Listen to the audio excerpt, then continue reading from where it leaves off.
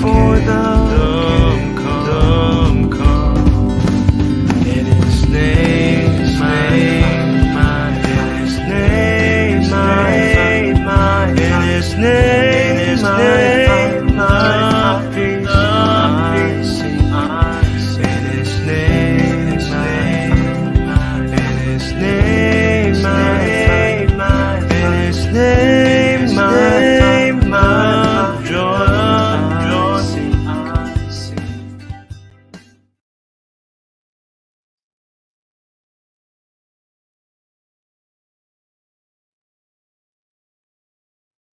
Shalom, selamat malam Bapak Ibu yang terkasih di dalam Kristus. Selamat bertemu kembali pada kelas pembelajaran firman di Sema Adonai pada tanggal 16 Januari 2024 di hari Selasa. Yang malam ini temanya adalah peringatan terakhir dan akan dibawakan oleh narasumber kami yaitu Pak Evangelis Jamino Widi Sulistija, SEMTH. Baik Bapak Ibu sekalian, sebelum kita memulai kelas pembelajaran kita, maka kita akan membukanya dengan doa pembukaan terlebih dahulu yang akan dibawakan oleh Ibu Heni. Dipersilakan Ibu Heni. Baik, selamat malam Bapak Ibu yang terkasih di dalam Tuhan. Mari kita satukan hati dan berdoa ya. Bapa Surgawi, Bapa yang kami sembah di dalam nama Tuhan Yesus, saat ini kami berkumpul di Zoom Sema Adonai ya Bapa, kami mau belajar firman Tuhan yang akan disampaikan oleh hamba-Mu Bapak Jamino Widi ya Bapa. Tolong ya Bapa dengan tema peringatan terakhir. Kami perlu sekali mengetahui pelajaran-pelajaran firman Tuhan untuk supaya kami semakin kuat, tertanam, berakar di dalam Engkau. Bapa, saat ini kami datang meminta Bapa berikan kami kemampuan untuk mencerna setiap pelajaran malam hari ini. Dan juga Bapa mampukan juga hamba-Mu yang telah Engkau utus di tengah-tengah kami, agar dia bisa menyampaikan apa yang telah Engkau siapkan Bapa kepada kami. Dan biarlah hikmat-Mu terus Tuhan mewarnai Zoom Sema Adonai ini, baik pembicara maupun pendengar yang belajar firman Tuhan, semua diberkati ya Bapa. Berkati juga Sis Aling yang menjadi moderator kami, yang memimpin dari awal pertengahan sampai akhir. Demikian juga operator kami, sistem listrik kami, wifi kami serahkan kepadamu Bapa. Kami memohon pertolongan Roh Kudus datang Tuhan untuk membantu acara ini supaya tidak terhalang ya Bapa. Bapa Surgawi, terima kasih atas segala kebaikan dan kemurahan hati-Mu kepada kami yang begitu sabar menuntun kami untuk kami terus bertumbuh di dalam kebenaran firman Tuhan. Di dalam nama Tuhan Yesus kami berdoa, haleluya, amin. Amin. Baik, terima kasih Ibu Heni untuk doa pembukanya. Baik Bapak Ibu sekalian, sebelum kita masuk pada pembelajaran kita, maka operator akan terlebih dahulu menayangkan profil dari Pak Widi. Ya, sebentar ya Bapak Ibu.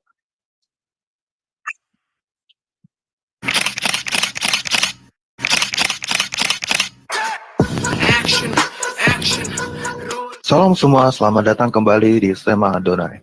Dan pada kesempatan kali ini kita akan berkenalan dengan pembicara kita, yakni Bapak Evangelis Jamino Widi Sulistija. Dan berikut adalah profil singkat dari beliau. Tanggal lahir Surakarta 28 Desember tahun 1970. Beliau sekarang tinggal di kota Jakarta. Beliau telah menikah dengan Ibu Evangelis Deborah Anggreni Sutanto, dan beliau juga sudah dikaruniai 4 orang anak, yakni 2 putra dan 2 putri. Education. Akademi Keuangan dan Perbankan, Diploma 3 Keuangan dan Perbankan pada tahun 1992. STIE Widya Wiwaha Yogyakarta, Ekonomi Akuntansi pada tahun 1995. STT Sangkakala Salatiga, Magister Teologi Transformasi Sosial pada tahun 2015. Certification. Registered Securities Analyst RSA LSPPM pada tahun 2019. Certified Risk Associate CRA PT Mitra Finance pada tahun 2020, dan sekarang beliau sedang menempuh Certified Forensic Auditor CFRA di LPPFA Jakarta. Place.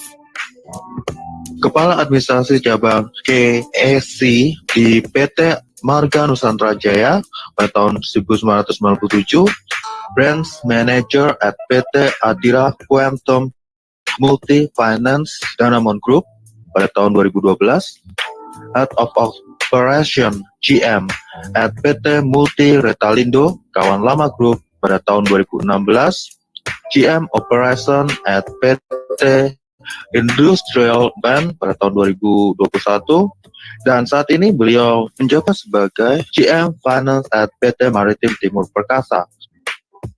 Ministry. Pengurus Persekutuan Mahasiswa Kristen PMK Akademi Keuangan dan Perbankan Surakarta pada tahun 1986. Pengurus Persekutuan Alumnus Gamaliel PAG Chapter Semarang pada tahun 1991. Ketua Departemen Pemuda GBI Gajah Mada Satelit Semarang Barat pada tahun 2002, Wakil Gembala Sidang Perhimpunan Injili Baptis Indonesia Purwokerto pada tahun 2006, Ketua Gerbang Pemulihan Ministry Purwokerto pada tahun 2011, dan menjadi evangelis di Cahaya Kasih Ministry CKM Banten sejak tahun 2021. Ya, baik Bapak Ibu, tadi sekilas adalah profil dari narasumber kami, yaitu Pak Evangelis Jamino Widi Sulistija. Baik, sebelum kita memulai kelas pembelajaran kita, maka saya akan terlebih dahulu menyapa narasumber kita. Shalom, selamat malam Pak Widi. Selamat malam Bu Aling. Iya, gimana Pak kabarnya? Semoga selalu sehat ya Pak. Puji Tuhan, baik Bu. Ya, baik Pak Widi, saya serahkan waktu dan tempat selanjutnya kepada Pak Widi. Dipersilakan. Baik, saya izin share screen.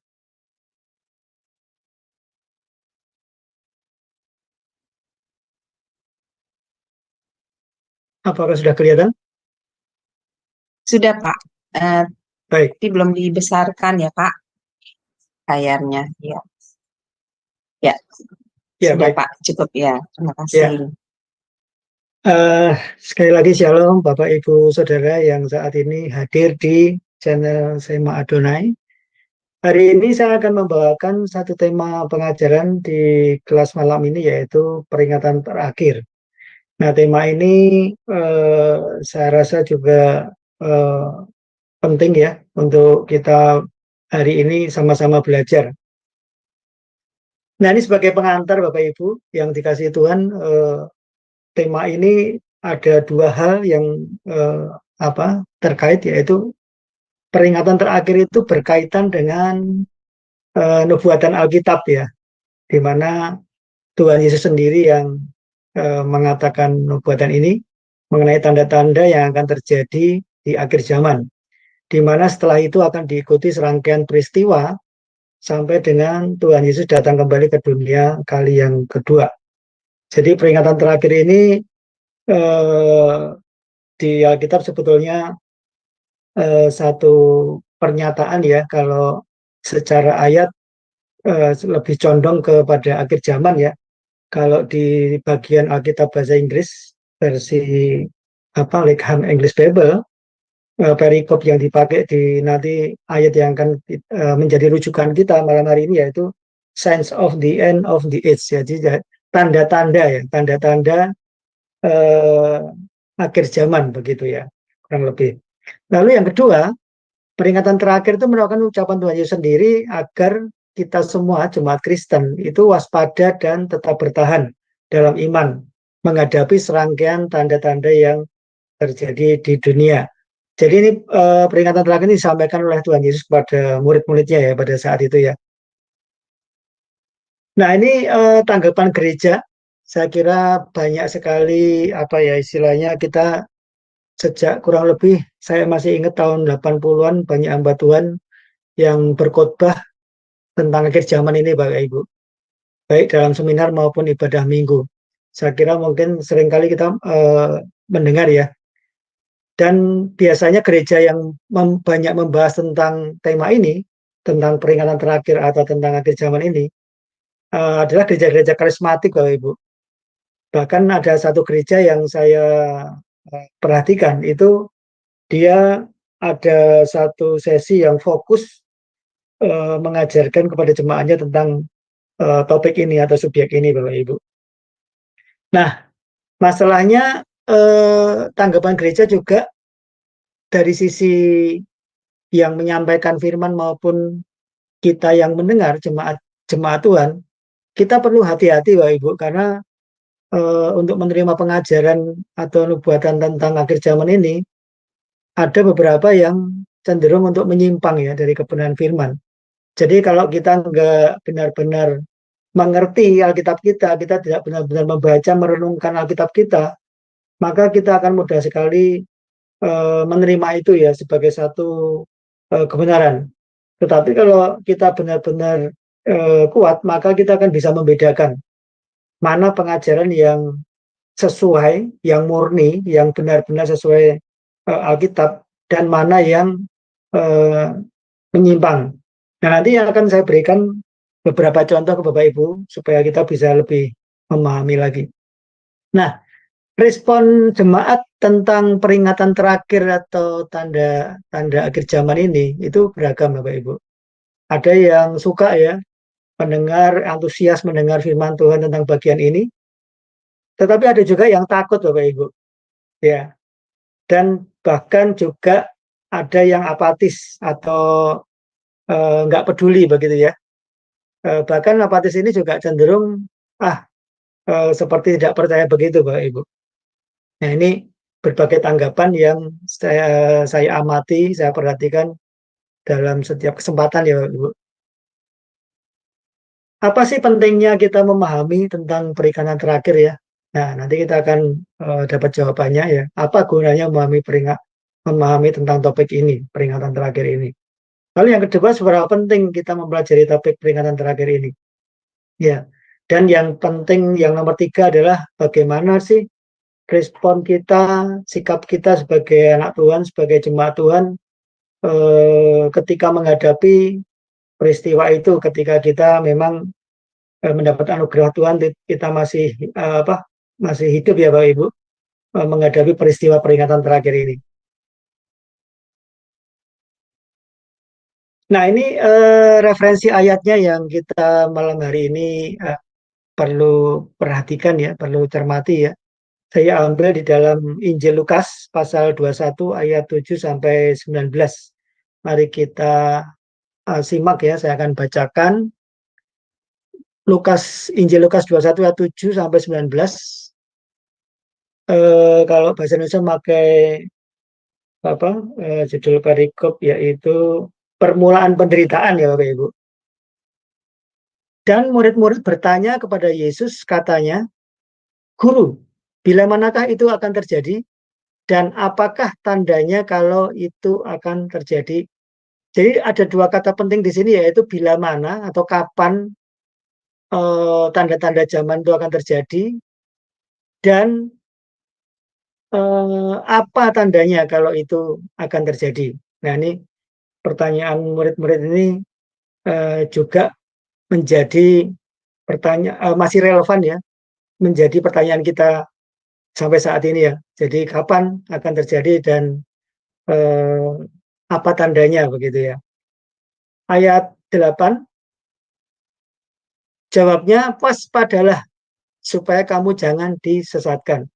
Sebab banyak orang akan datang dengan memakai namaku dan berkata, akulah dia, dan saatnya sudah dekat. Janganlah kamu mengikuti mereka.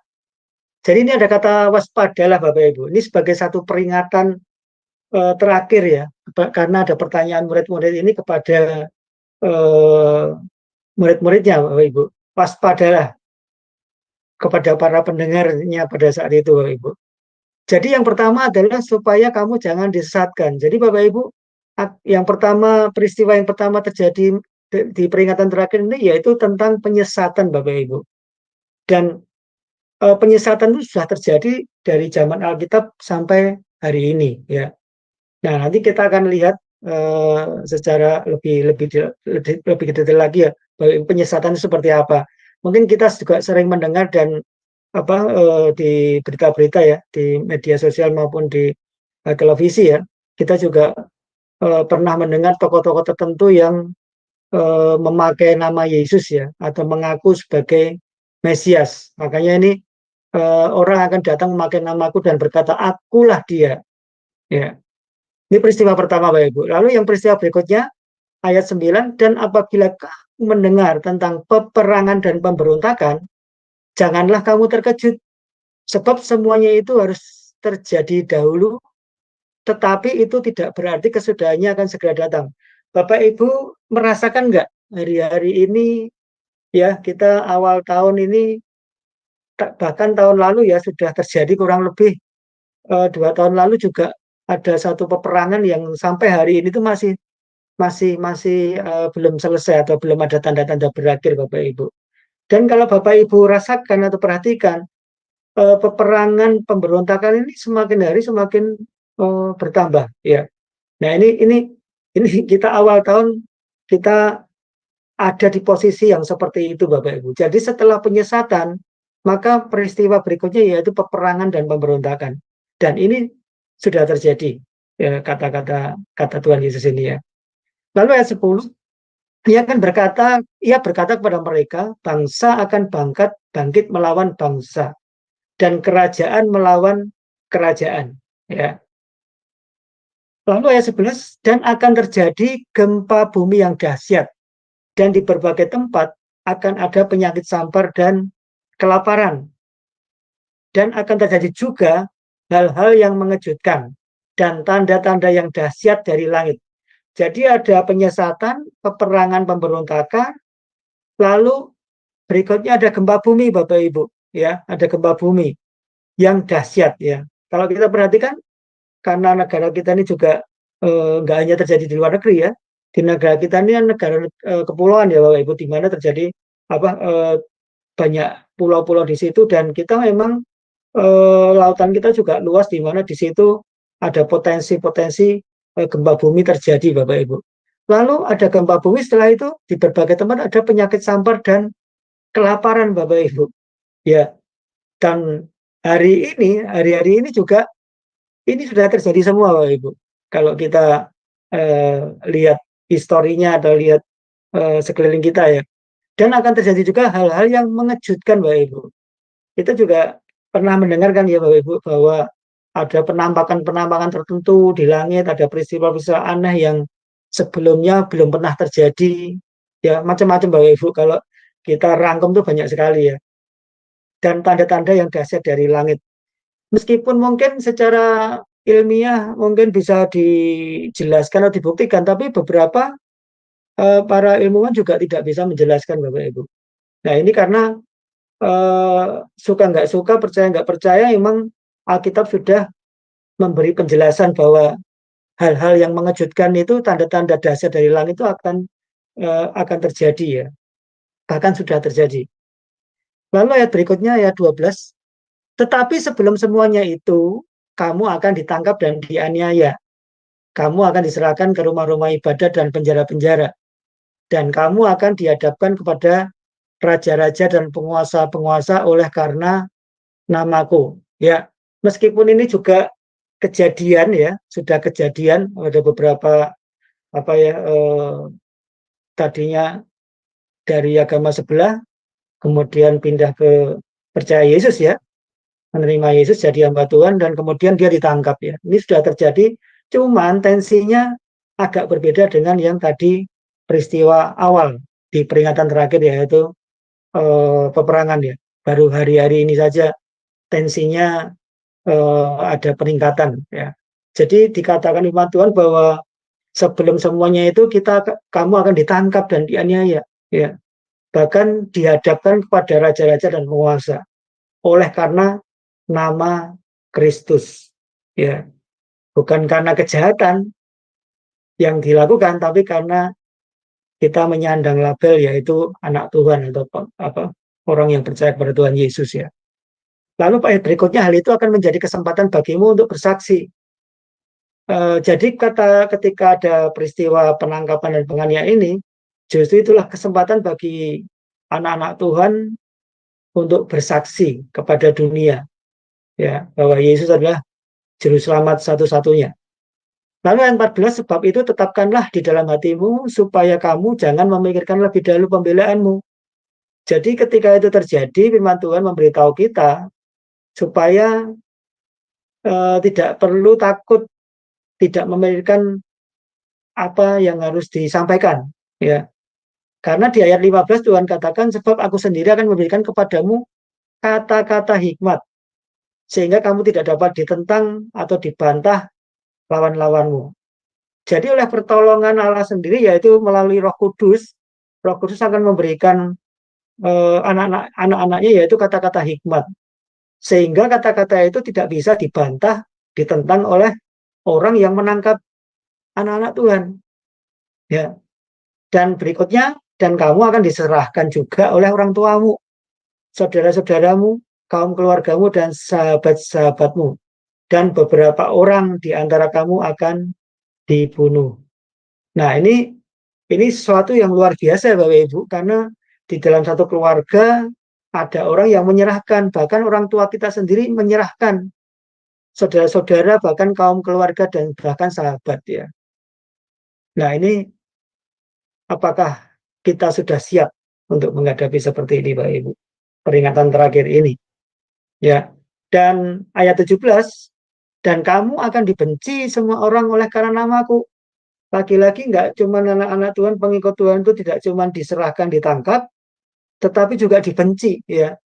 Pokoknya setiap orang yang mengaku dia anak Tuhan, orang Kristen, dia akan dibenci oleh karena nama Tuhan. Nah, ayat 18-19 itu merupakan satu kunci di mana bagaimana kita akan menghadapinya. Tetapi tidak sehelai pun dari rambut kepalamu akan hilang.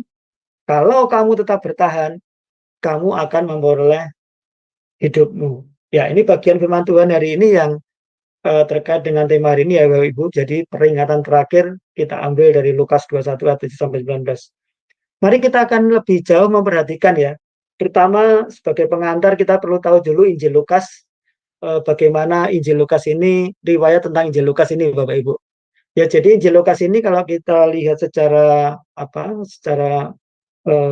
dalam sejarahnya, itu ditulis oleh Lukas, ya, sesuai namanya Injil Lukas ditulis oleh Lukas. Dan ini memang diakui, ya, diterima oleh bapak-bapak gereja juga, ya Bapak Ibu. Lalu Lukas itu sendiri dia seorang petobat Yunani. Jadi Lukas itu bukan orang Yahudi, tapi dia seorang Yunani yang bertobat. Dan Lukas berasal dari Antioquia di Syria. Kalau kita lihat secara biografinya, Lukas itu adalah orang yang berpendidikan tinggi, penulis yang terampil, sejarawan yang teliti, dan teolog yang diilhami oleh Roh Kudus. Jadi Lukas ini bukan orang sembarangan, dia berpendidikan tinggi, bahkan dia sebagai penulis yang terampil. Kalau kita mau membandingkan dari Matius, Markus, Lukas, Yohanes, itu keempat Injil ini memiliki ciri yang agak berbeda, Bapak Ibu. Dan kalau saya perhatikan lebih jauh, Injil Lukas ini lebih rinci dan lebih detail dibanding Matius dan Markus, Bapak Ibu. Meskipun mengatakan topik yang sama atau hal yang sama, tetapi Lukas ini agak berbeda, Bapak Ibu. Ya, makanya di bagian ini saya mengambil dari Injil Lukas. Bapak Ibu, peringatan terakhir ini juga kalau kita di Injil Matius maupun Markus itu juga ada, Ibu. Nah, Lukas ini adalah rekan kerja Paulus, ya, rekan kerja Paulus. Dan Lukas juga merupakan seorang tabib, ya. Jadi sangat berguna, ya, dalam pelayanan, ya, ketika dalam perjalanan pelayanan tentu ada rekan pelayanan yang sakit. Nah, si Lukas ini bertanggung jawab untuk istilahnya memeriksa sakit itu, ya Bapak Ibu, karena beliau ini adalah seorang tabib. Nah, Injil Lukas ditulis kurang lebih kira-kira tahun 60 sampai 63 Masehi, dan tempat penulisan Injil Lukas itu adalah di wilayah Helenis. Nah, dari sini kita tahu bahwa Lukas ini seorang yang berpendidikan dan dia juga bukan orang Yahudi, dan dia itu memberikan kesaksian yang rinci tentang pelayanan Yesus dan kehidupan Yesus pada masa pelayanan dan sampai penyalibannya, Bapak Ibu. Nah, ini kita lihat serangkaian peristiwa yang pertama, Bapak Ibu, yaitu penyesatan ya. Ayat Lukas 21 ayat 8 tadi mengatakan, jawabnya waspadalah supaya kamu jangan disesatkan. Sebab banyak orang akan datang dengan memakai namaku dan berkata, akulah dia, dan saatnya sudah dekat. Janganlah kamu mengikuti mereka. Nah, ini ada banyak sih ya Bapak Ibu ya. Kalau di Indonesia kita kenal Lia Eden ya. Ini saya ambil salah satu aja ya. Orang yang namanya Torop ya, Torop. Nah, Torop ini kalau kita lihat penampilannya mirip Yesus ya. Gambar yang sebelah kiri ini ya. Jadi dia orang ini juga nyentrik yang mengaku sebagai Yesus ya, reinkarnasi Yesus, klaim yang menyebabkan kematian sekte agama Rusia. Jadi orang Toropnya adalah orang Rusia ya. Ditangkap atas tuduhan kekerasan dan tindakan pemerasan terhadap pengikutnya. Nah, pada tahun 2000, Kementerian Kehakiman Rusia mengatakan sekte ini telah mengumpulkan 10.000 pengikut di seluruh dunia. Ya, ngeri ya Ibu. Saya juga heran kenapa orang-orang bisa ya percaya dengan orang seperti ini ya, yang sebetulnya jelas-jelas adalah bukan Yesus ya, karena Yesus sudah naik ke surga. Dan ini orang yang mengaku memakai namaku ya, memakai nama Yesus ya. Jadi ada kurang lebih 10.000 pengikut di seluruh dunia. Jadi orang ini pengikutnya lumayan banyak nih Bapak Ibu. Para pengikut sekte itu tidak boleh merokok, ya, minum atau menukar uang, dan harus hidup dengan kebutuhan-kebutuhan dasar. Ya memang nampaknya bagus ya Bapak Ibu ya, tidak boleh merokok, minum atau menukar uang. Tapi secara ajaran tentu jelas ini adalah kita berani mengatakan bahwa ini adalah penyesatan karena sudah tertulis di Injil ya. Orang-orang yang percaya pada ajaran Torah juga tidak boleh mengonsumsi daging, kopi, teh, gula, roti, ragi, dan gandum. Wah, repot Bapak Ibu ya. Jadi nggak boleh minum kopi nih Bapak Ibu ya. Jadi kalau Bapak Ibu suka minum kopi, teh, dan sebagainya, tentu tidak akan cocok ya dengan ini ya. Nah, ini kelompok ini menggabungkan unsur-unsur gereja ortodoks Rusia dengan tema reinkarnasi, serta persiapan untuk kiamat yang akan datang menurut laporan majalah New Yorker. Nah, ini satu contoh aja Bapak Ibu, penyesatan yang sudah terjadi ya. Dan mungkin nanti akan banyak orang yang akan mengaku sebagai Mesias atau memakai nama Yesus. Dan kita juga diingatkan untuk supaya kamu jangan disesatkan ya. Jadi kita harus waspada. Di peringatan terakhir ini kita harus waspada. Nah, ini penyesatan berikutnya saya ambil lagi ya. Ini di satu channel YouTube ya.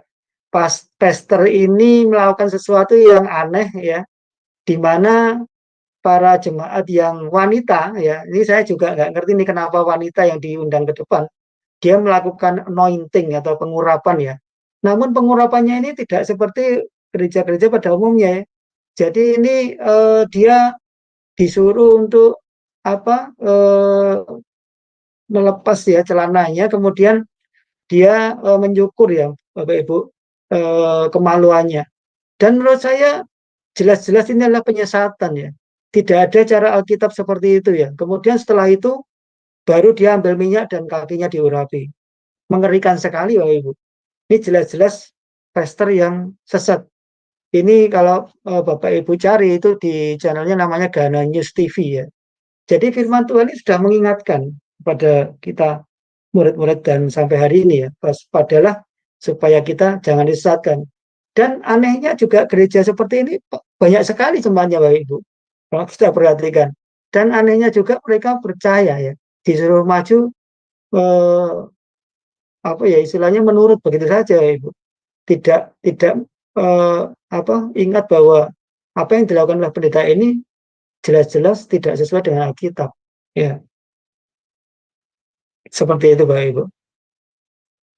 Nah, lalu berikutnya masih tentang penyesatan ya Bapak Ibu. Ya, ini lebih kepada ajaran ya. Ajaran ataupun prediksi atau ramalan tentang akhir zaman ya. Ini merupakan satu fenomena ramalan atau prediksi tentang akhir zaman Bapak Ibu. Di tahun 1843 ada satu kelompok yang namanya Adventisme ya, kelompok Adventisme ini meramalkan bahwa kiamat akan datang pada tahun 1843. Lalu ketika itu direvisi menjadi Oktober 1844. Ya, kalau sampai hari ini jelas ini tidak terjadi ramalan dari kelompok ini. Lalu pada tahun 1874, seorang yang bernama Charles T.C. Russell, pendiri Saksi Yehova, Bapak Ibu, di mana Saksi Yehova sampai sekarang juga masih ada, Bapak Ibu, mengatakan bahwa Yesus akan datang pada tahun 1874, tidak terbukti. Ya, lalu diralat kembali ke tahun 1914, tidak terbukti. 1915 tidak terbukti. 1918 sampai ralatnya ini banyak sekali, Bapak Ibu, sampai tahun 1975. Lalu kembali ke tahun 1914 dengan pengertian baru, ya, bahwa kehadiran Yesus sebenarnya tidak kelihatan dan telah dimulai tahun 1874. Saksi Yehova tidak percaya bahwa Yesus bangkit secara tubuh tetapi hanya secara roh. Nah, ini jelas-jelas tidak sesuai ya dengan Alkitab, karena firman Tuhan ya tidak pernah mengatakan bahwa menyebutkan tanggal yang pasti, karena hanya Bapa yang tahu. Anak pun Tuhan Yesus juga tidak tahu, Bapak Ibu. Ya. Nah, lalu tahun 1980, seorang hamba Tuhan namanya Pat Robertson, televangelis ya, menjamin menjelang akhir 82 akan ada hari kiamat ya. Dan ini pun juga kita tahu tidak terjadi, Bapak Ibu. Masih tentang ajaran ya, tahun 92 ini berikutnya ya. Yonggi Cho, seorang hamba Tuhan juga kita pasti kenal ya, Bapak Ibu, di Korea. Melalui bukunya Pengangkatan atau Peniup Sangkakala, menyinggung tentang nubuat Daniel 9 ayat 24-27. Hamba Tuhan ini mengatakan bahwa kiamat akan terjadi pada tanggal 28 Oktober 1992. Nah, ini juga kita tahu bahwa ini juga tidak terjadi. Lalu tahun 94, seorang hamba Tuhan namanya Harold Camping, pemilik Radio Family Station Ministry, meramalkan bahwa kiamat akan terjadi pada tanggal 6 September 94. Dan ini juga tidak terjadi. Bahkan malah berkilah telah melakukan kesalahan dalam menghitung tanggal. Nah, ini menggelikan ya, Ibu. Jadi direvisi masih berkilah gitu ya. Lalu tahun 2011, lagi-lagi seorang hamba Tuhan namanya Harold Camping, masih sama ya nih Harold Camping ya, meramalkan kiamat akan terjadi 21 Mei 2011. Lagi-lagi tidak terbukti, diralat, lalu diramalkan pada bulan Oktober ini, 2011, kiamat akan datang. Ya. Lalu yang terakhir, 2018, Dr. F. Kenton Bayshore, pendiri World Bible Society, meramalkan kiamat akan terjadi antara 2018 dan 2028. Nah, ini masih misteri, Bapak Ibu, ya. Akankah terjadi? Ya. Kita tidak perlu mengikuti atau menerima pengajaran-pengajaran seperti ini, Bapak Ibu. Kita ikutin aja ajaran Tuhan Yesus, apa yang dikatakan Tuhan Yesus di Alkitab itu sudah sangat jelas ya. Karena Alkitab adalah firman Allah, kita tidak menerima pengajaran yang aneh-aneh seperti ini, karena di dalam Alkitab sendiri itu sudah jelas semua dibukakan ya, disingkapkan. Nah, lalu kita beranjak kepada setelah penyesatan kan tadi dikatakan bahwa akan terjadi peperangan ya, bangsa akan bangkit melawan bangsa. Apakah kemudian ini akan menjadi perang dunia 3? Ini masih misteri. Tetapi ini saya ambil satu berita di Businesscom ya. Dikatakan seperti ini, Bapak Ibu. Ini berita terbaru ya, Bapak Ibu. Jadi Menteri Luar Negeri Israel yang baru mengatakan bahwa Perang Dunia 3 sudah dimulai. Dan saat ini kita berada di tengah-tengahnya. Ini Menteri Menlu ya, Menteri Luar Negeri yang baru ya. Menteri Menlu Israel ya. Menteri Luar Negeri Israel yang baru dilantik namanya Katz mengatakan hal yang cukup kontroversial di hari pertamanya bekerja sebagai Menlu negara tersebut. Dilansir dari Jerusalem Post, Katz mengatakan bahwa Perang Dunia sejatinya sudah dimulai. Bahkan perang antara Hamas dan Israel belakang ini adalah salah satu bagian dari perang besar tersebut. Kita berada di tengah-tengah Perang Dunia 3 melawan Islam radikal yang dipimpin Iran, yang tentakelnya sudah ada di Eropa, kata Katz. Ya, ini saya satu kutip aja, saya beritanya panjang, tapi dari kata-kata ini bahwa si Menlu ini mengatakan bahwa Perang Dunia 3 itu sebetulnya sudah dimulai, Bapak Ibu. Ya. Nah, ini adalah negara-negara yang saat ini sedang berperang, Bapak Ibu ya. Mulai dari Rusia Ukraina ya, terjadi dari awal mulainya perang di tanggal 24 Februari 2022 hingga hari ini kita sudah Januari, akan menyongsong Februari, berarti sudah hampir 2 tahun dan belum selesai. Lalu disusul 7 Oktober 2023 Israel melawan Hamas, ya ini masih panas-panasnya dan menimbulkan korban jiwa yang banyak ya di kedua pihak ya kalau kita ikuti atau baca beritanya. Lalu 12 Januari kita awal tahun baru sudah disuguhi oleh perang juga antara AS dan Inggris, ya ini bareng-bareng ya menyerang Yaman ya Bapak Ibu. Amerika dan Inggris memang dari dulu memang ini adalah komplotan apa ya satu geng ya itu menyerang Yaman ya. Kemudian Korea Utara dan Korea Selatan itu belum perang Bapak Ibu, tapi di tanggal 14 Januari itu sebenarnya sudah mulai diserang rudal ya. Walaupun memang masih di perbatasan ya. Jadi Korea Selatan yang mulai menyerang ke Korea Utara ya. Dan ini dua negara ini adalah kita tahu bahwa dua negara ini punya senjata nuklir Bapak Ibu ya. Dan mengerikan sekali ya. Tidak hanya Amerika tapi mereka ini juga punya. Lalu Cina melawan Taiwan ini lebih kepada sejarah panjang ya yang terjadi mulai tahun 49 pada saat itu kalau nggak salah Chiang Kai-shek dan Mao Zedong ya itu lari ya salah satunya lari ke Taiwan dan kemudian mendirikan negara Taiwan ya. Dan ini akhir-akhir ini mulai memanas ya. Akhir-akhir ini mulai memanas. Belum perang tapi sudah mulai memanas.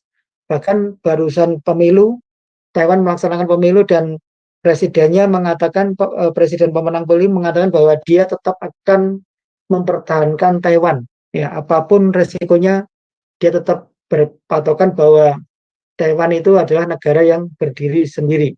Sedangkan Cina menganggap bahwa Taiwan adalah bagian dari negaranya ya. Lalu ini juga 14 Januari 2024 berbarengan dengan Korut Korsel Turki melawan Irak Bapak Ibu. Nah, ini juga sudah panas. Dan wilayah-wilayah ini adalah berdekatan dengan Israel semua ya Bapak Ibu ya, Turki ini ya. Lalu Houthi ini sebenarnya termasuk Yaman, ini satu kelompok ya yang memberontak begitu melawan Amerika ya 12 Januari 2024. Deretannya mungkin masih bisa bertambah, mungkin saya ada yang belum saya daftarkan di sini. Kalau nggak salah Jerman juga mulai ikut-ikutan ya, ikut meramaikan suasana perang ini. Dan kita ingat di ayat Lukas 21 ayat 9, dan apabila kamu mendengar tentang peperangan dan pemberontakan, janganlah kamu terkejut. Sebab semuanya itu harus terjadi dahulu. Tetapi itu tidak berarti kesudahannya akan datang. Jadi perang ini harus terjadi dahulu Bapak Ibu. Tetapi bukan kesudahan daripada dunia ini. Ayat 10, ia berkata kepada mereka, bangsa akan bangkit melawan bangsa dan kerajaan melawan kerajaan. Ya, nah ini kita pahami ini dulu Bapak Ibu ya, peperangan. Nah, menarik untuk menyimak peta kekuatan militer Bapak Ibu. Jadi ini saya ambil dari situs Statista ya. Sebenarnya ada situs juga yang akurat ya, Global Firepower ya itu ya. Ini satu situs ini dia benar-benar memberikan satu peringkat di antara 140 kurang lebih 140 negara di dunia. Dia memeringkat ranking kekuatan militernya, di mana kekuatan militer itu dinilai dari pertama adalah banyaknya senjata ya, kemudian anggaran belanja yang dialokasikan untuk pembelian senjata atau pengembangan senjata, kemudian jumlah pasukan, jumlah tentara itu juga menjadi bahan penelitian di situ. Lalu dari situ kemudian di ranking ya dari masing-masing kekuatan angkatan darat, laut, dan udara. Nah ini 8 negara ya, di mana kalau angkanya mendekati 0, itu termasuk perfect atau paling kuat atau most powerful ya. Nah, nomor 1 itu Amerika Serikat tidak tergeser dari dulu sampai sekarang ya. itu masih, kalau kita perhatikan itu masih Amerika. Lalu nomor 2 Rusia, nomor 3 Cina, 4 India, Jepang, Korea Selatan, berikutnya Perancis dan Amerika. Dan bagaimana dengan Indonesia? Indonesia kalau menurut ranking ini ya, ini tidak diperlihatkan ya, karena hanya 8 besar negara. Negara kita tuh ranking 13 ya, di mana kita berdekatan dengan Israel rankingnya. Kalau nggak salah Israel itu kita 13, Israel itu kalau nggak salah 12 ya. Ya, jadi kita kekuatannya hampir tidak jauh berbeda dengan Israel, di mana Israel juga senjatanya juga canggih juga ya. Nah, ini kita melihat peta kekuatan militer dunia yang saat ini rame-ramenya sedang berperang. Lalu nanti firman Tuhan juga mengingatkan kita bahwa akan ada gempa bumi di berbagai tempat, Bapak Ibu. Nah, ini awal tahun baru kita juga ada berita ini, kita menyaksikan berita ini ya, di mana gempa baru terjadi di Jepang Selasa 9 Januari, pemerintah menyebut gempa ini magnitudenya 6,0 terjadi di lepas pantai laut Jepang. Gempa berkekuatan 6 ini menyebabkan goncangan yang kuat pada hari Selasa menurut Badan Meteorologi Jepang ya. Kalau kita lihat dari foto kerusakan bangunan, luar biasa sekali gempa ini, Bapak Ibu. Jadi gempa ini benar-benar gempa yang termasuk dahsyat ya, yang terjadi di awal tahun baru 2024 ya. Nah, ini masih tentang gempa bumi. Kalau kita lihat tadi firman Tuhan mengatakan gempa bumi akan terjadi gempa bumi yang dahsyat dan di berbagai tempat akan ada penyakit sampah dan kelaparan dan seterusnya. Kita fokus ke gempa bumi dulu. Nah, ini menurut data yang terbaru ya, sampai tahun 2020, tapi 2021 dan seterusnya belum termasuk di sini ya. Kalau kita lihat di sini, grafiknya secara tahun ke tahun itu meningkat, Bapak Ibu ya. Di 2016 dari 20 kejadian, naik ke 28 di 2017, lalu 2018 ke 44, lalu 2019 meningkat hampir 2 kali lipat ya, 72 kejadian ya. Ini 2020 pada saat berita ini disusun baru 9 kejadian. Ini pastinya juga akan ada pertambahan begitu ya Bapak Ibu ya di tahun 2020. Karena ini informasinya disusun per 21 Juni 2020. Jadi ini adalah firman Tuhan tergenapi Bapak Ibu, bahwa kata Tuhan Yesus akan terjadi gempa bumi yang dahsyat ya. Nah, ini ranking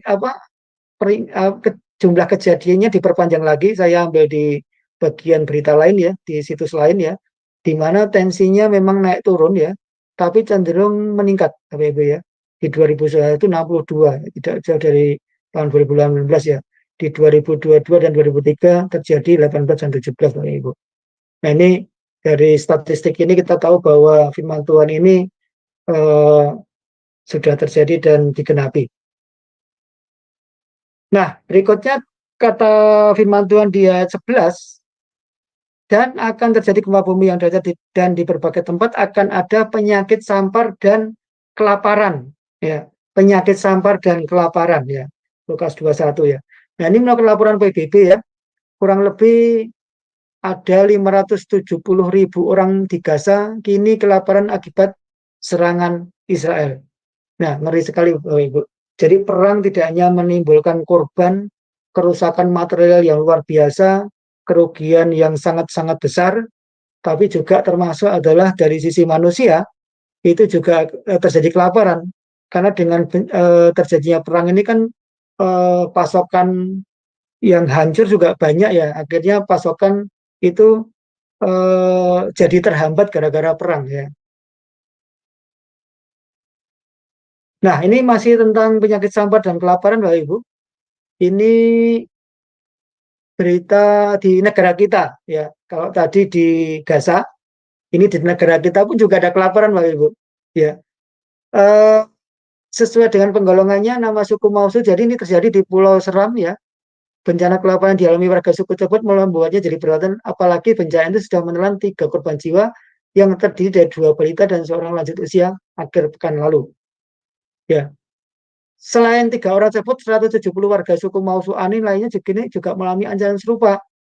Jadi ini mengalami gagal panen sehingga karena serangan hama, kemudian terjadi karena gagal panen tentu akan berpengaruh pada pasokan makanan sehingga di negara kita pun juga terjadi kelaparan. Walaupun tidak separah tadi di Gaza, Bapak Ibu, tapi jelas-jelas ini juga terjadi, Bapak Ibu ya. Di tahun kurang lebih ini 2018 ya beritanya ya, memang udah agak lama Bapak Ibu. Nah ini masih cuplikan tentang penyakit sampar dan kelaparan ya. Dikatakan menurut situs ini, saya ambil di dw.com, sampar terlupakan tapi belum musnah, Bapak Ibu. Jadi kasus penyakit pes atau sampar tiba-tiba menjadi lagi di awal 2020. Pandemi ini abad pertengahan membunuh jutaan orang di Eropa, tapi temuan antibiotika membuat maut hitam tidak lagi mematikan dan menakutkan. Ya, jadi ada black apa itu ya? Ini awal-awal penyakit sampar atau wabah yang apa itu menelan korban yang banyak sekali, Pak Ibu. Nah ini saya rangkum penyakit sampar atau wabah yang terjadi di dunia ya. Dan ini memang hanya sebagian kecil ya. Kalau kita telusuri datanya bisa banyak banget ya. Saya cuma ambil sampel aja ya.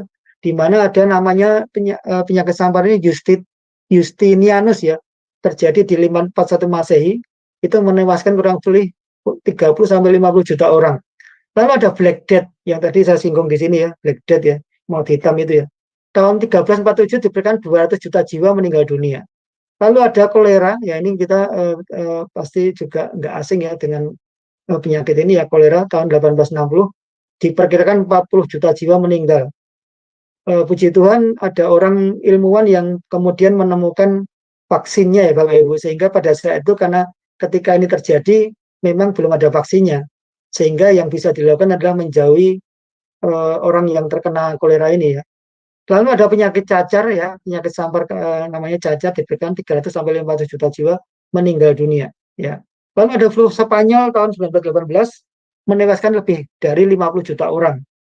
Ini data di seluruh dunia ya Bapak Ibu ya. Jadi bukan data di satu bagian saja. Lalu ada virus Dengue tahun 50 di mana kurang lebih 5.500 meninggal di 20 negara. Dan ini hanya tahun 2023 saja, Bapak Ibu. Jadi mungkin kalau tahun-tahun selebihnya, tentunya mungkin ada kenaikan ya. Lalu ada flu burung tahun 1957 merenggut 1 juta nyawa manusia. Ada virus Marburg tahun 67 diberikan 69 orang meninggal dunia. Ini memang nggak banyak ya. Kemudian ada flu Hong Kong 1968 merenggut 1 juta nyawa manusia. Dan virus Ebola tahun 76 sekitar 15.266 orang meninggal dunia. Dan masih ada juga flu babi 2009 sekitar 200 orang meninggal dunia. Lalu ada MERS-CoV terjadi di Arab Saudi. Ini varian, kalau nggak salah varian pertama sebelum corona ya. Tahun 2012 sekitar 85 orang meninggal dunia. Kemudian 2020 menurut data WHO, jumlah kematian karena virus corona itu melebihi kurang lebih 3,4 juta jiwa. Bapak Ibu perhatikan dari virus-virus ini, penyakit sampar ini, wabah ini, kita lihat angkanya cenderung naik, ya cenderung naik.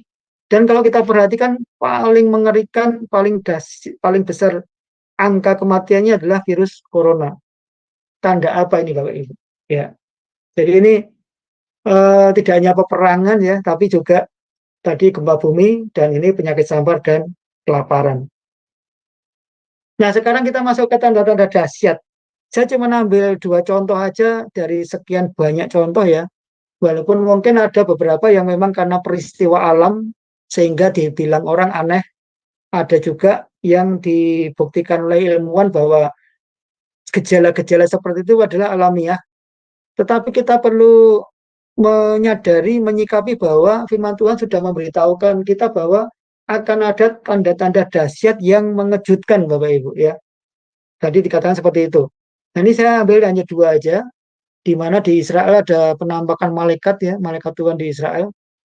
Saya nggak lihat tanggal terjadinya, tapi ini dari video yang apa istilahnya pada saat kejadian begitu, lalu diabadikan ya. Kemudian ini di Israel juga terjadi bird from Hugh dark clouds. Jadi ini kayak awan begitu dia menyerupai bentuk burung gitu ya, kejadian aneh di Israel ya. Tentu saja nggak hanya di Israel ya, di negara-negara lain ada yang langitnya merah, ada yang ungu dan seterusnya. Itu terjadi di negara-negara lain di luar Israel, Bapak Ibu. Ya. Nah, bagaimana respon dan sikap kita, Bapak Ibu? Ya, Firman Tuhan ada jawabannya ya. Ada jawabannya bagaimana kita harus merespon peringatan terakhir ini, tanda zaman ini di ayat 18 dan 19. Tetapi tidak sehelai pun dari rambut kepalamu akan hilang. Tapi jangan lupa Bapak Ibu, ayat ini sebelumnya dikatakan bahwa ada orang-orang yang ditangkap, dibenci, dianiaya, dihadapkan kepada penguasa-penguasa dan raja-raja Bapak Ibu. Ayat 19, kalau kamu tetap bertahan, kamu akan memperoleh hidupmu. Ya, saya ambil perbandingan di kitab bahasa Inggris, Legham English Bible ini di atas King James Version, Bapak Ibu. Jadi ini benar-benar terjemahan yang sangat mendekati bahasa aslinya. Bahasa asli Alkitab di Perjanjian Baru adalah Yunani ya. Even a hair of your head will never perish. By your patient endurance, you will gain your lives. Ya. Nah, saya ambil kata bertahan ini, Bapak Ibu. Apa sih arti bertahan? Jadi katakan tidak sehelai rambut pun dari kepalamu akan hilang kalau kamu tetap bertahan. Bertahan itu bahasa Yunani ho hipomone, itu artinya satu daya tahan yang teguh. Orang yang bisa punya daya tahan yang teguh, di mana dia juga punya pengharapan, punya harapan yang penuh, Bapak Ibu. Jadi tidak goyah, punya daya tahan, kekuatan yang teguh. Tentu kekuatan ini adalah kekuatan dari Tuhan ya Bapak Ibu ya. Yang kemudian kita ketika kita menghadapi situasi itu, kita benar-benar punya daya tahan. Karena kalau nggak punya daya tahan, tentu kita akan hilang Bapak Ibu. Kita pasti akan murtad Bapak Ibu. Karena tadi kan tantangannya nggak cuma perang, ada wabah dan seterusnya. Itu membuat orang bingung, takut dan seterusnya. Bahkan hopeless Bapak Ibu. Nah makanya firman Tuhan ini sudah mengingatkan, tidak sehelai rambut kepalamu akan hilang kalau kamu tetap bertahan. Ya. Lalu yang kedua, arti bertahan itu kesabaran yang bertahan lama, kesabaran yang terus-menerus. Di mana arti kesabaran ini juga ketika kita menunggu Tuhan, itu Bapak Ibu. Jadi bukan hanya daya tahan, tapi juga orangnya sabar. Kembali lagi, orang bisa sabar, punya kesabaran yang bertahan lama, itu adalah dari hidupnya itu muncul buah roh. Kembali lagi ke buah roh. Karena buah roh di situ ada kasih, kesabaran, sukacita, dan seterusnya, Bapak Ibu. Ya. Nah ini kalau digambarkan, itu karakteristik seseorang yang bertahan ini adalah seseorang yang tidak menyimpang dari tujuan yang disengaja dan kesetiaannya pada iman dan kesalehan. Jadi dia setia pada imannya kepada Tuhan Yesus. Dan dibarengi dengan kesalehan hidupnya. Kesalehan karena dia mengikuti firman Tuhan. Bahkan oleh pencobaan dan penderitaan terbesar sekalipun. Ya. Nah, sekarang ini kita masih menghadapi masa-masa, ya semuanya seolah-olah memang semuanya aman-aman, baik-baik, tapi di luar sana, di luar negara kita itu penggenapan firman Tuhan ini sudah terjadi baik dan sedang terjadi. Kalau kita rasakan intensitasnya semakin meningkat, ya peperangan semakin meningkat, gempa bumi semakin meningkat intensitasnya, kelaparan, wabah dan seterusnya. Kita nggak tahu setelah COVID ini ada wabah apa lagi, Bapak Ibu. Yang berita terakhir bahkan COVID katanya masih ada lagi, ya walaupun sudah ada obatnya. Tetapi virus-virus yang tadi disebutkan di data tadi itu selalu bermutasi ya, bermutasi menjadi baru, virus baru yang kemudian para ilmuwan harus mencari obatnya, Bapak Ibu. Ya, pengajaran ini sampai di sini, Bapak Ibu. Jadi bagaimana respon dan sikap kita? Kita harus tetap bertahan. Kalau bertahan, maka firman Tuhan mengatakan kamu akan memperoleh hidupmu.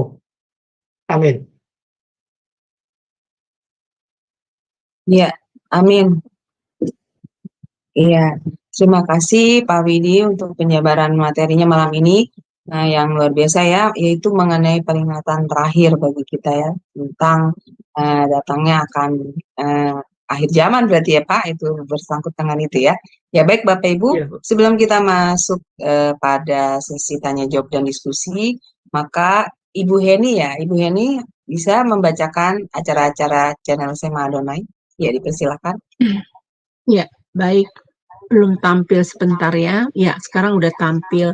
Bapak Ibu, besok acara kami, Ibu Pendeta Dr. Suryani meminta kami untuk menggantikan tema yang sudah kami umumkan. Jadi besok temanya doa harus tetap menyala ya. Diadakan hari Rabu jam 21:10 ya. Dan moderatornya adalah Ibu Aling di Zoom Sema Adonai. Di sini kita berkumpul dengan Ibu Pendeta Dr. Suryani Watimena. Ya, selanjutnya. Nah, untuk hari Kamis, ajaran psikologi anak yang akan menjadi narasumber ini Deddy Kurniawan, ya. Kemudian yang akan menjadi moderatornya adalah Sis Aling. Kemudian hari Kamis jam 21:10 ya. Kita berkumpul di Zoom Sema Adonai.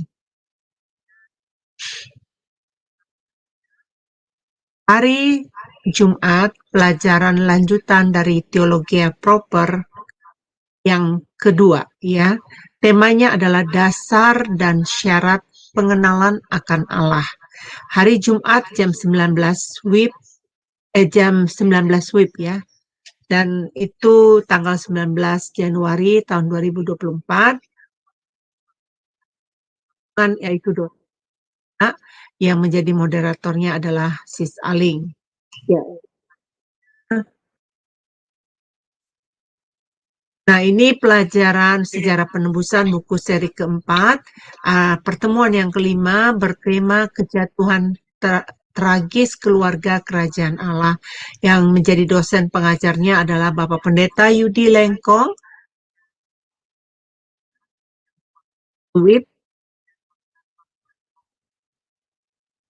Untuk selanjutnya. Nah, ini hari Sabtu ya. Pastor Lalu Pausen akan memberkati kita. Nah, temanya adalah Tom Influence. Nah, hari Sabtu tanggal 20 Januari jam 19 WIB. Itu moderatornya adalah saya sendiri. Harap bergabung ya Bapak Ibu ya. Nah, selanjutnya. Nah, kami mau mengumumkan Bapak Ibu, berhubung channel kami ada masalah dengan YouTube ya. Ada tuduhan karena channel kami sebelumnya dihack sama orang jahat ya. Jadi udah kami ganti passwordnya, tapi ternyata pihak YouTube itu masih menilai bahwa kami melakukan kejahatan. Seperti Bapak Ibu ketahui, Zoom Sema Adonai hanya mengajarkan tentang firman Tuhan.